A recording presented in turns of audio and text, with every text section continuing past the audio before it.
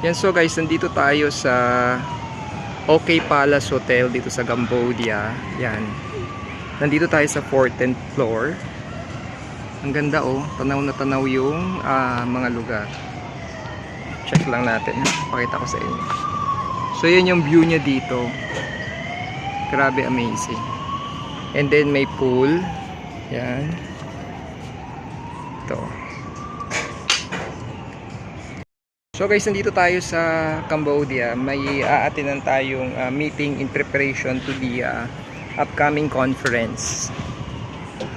Okay, so ipapakita ko lang sa inyo. I-share ko rin yung nakuha naming hotel dito.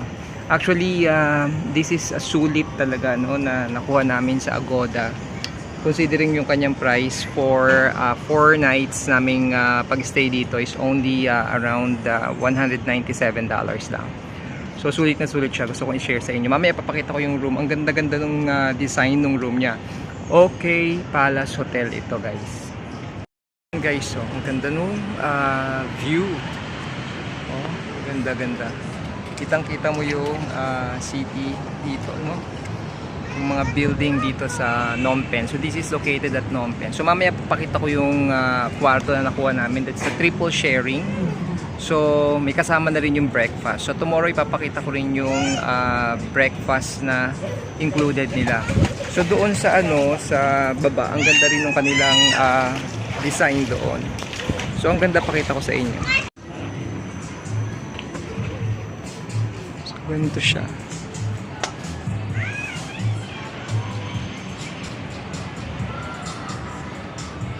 Grabe, ganda.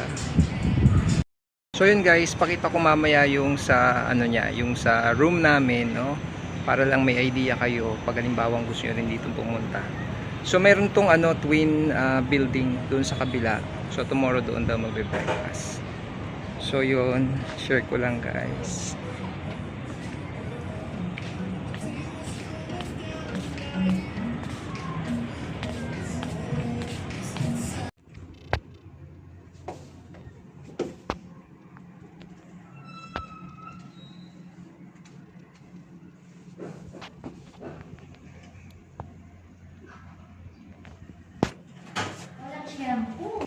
Makakaligo na.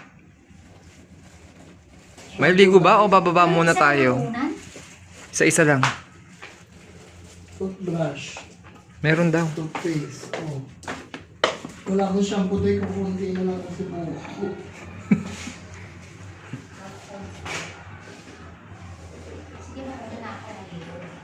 Ito muna.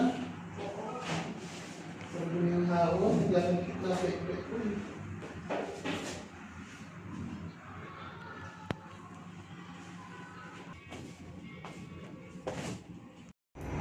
So ganito yung kanilang elevator dito.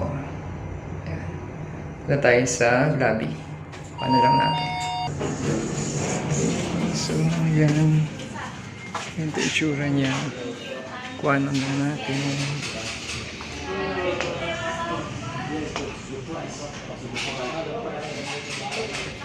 Ayan, para makita niyo.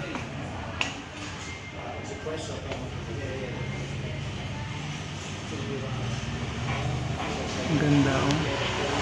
Ang ganda ng kanilang mga kahoy. So nice. Diba?